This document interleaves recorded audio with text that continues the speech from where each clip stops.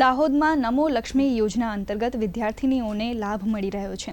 સરસ્વતી માધ્યમિક અને મુવાલિયા ઉચ્ચતર માધ્યમિક શાળામાં વિદ્યાર્થીઓએ આ અંગે આનંદ વ્યક્ત કર્યો હતો। ગુજરાત સરકાર દ્વારા ધોરણ 9 થી 12 સુધીની વિદ્યાર્થીનીઓના શિક્ષણ માટે આર્થિક સહાય આપવામાં આવી રહી છે। માર્ચમાં શરૂ કરવામાં આવેલી આ યોજના હેઠળ 4.3 લાખ વિદ્યાર્થીનીઓએ નમો લક્ષ્મી યોજના માટે પોતાનું રજીસ્ટ્રેશન કરાવ્યું છે।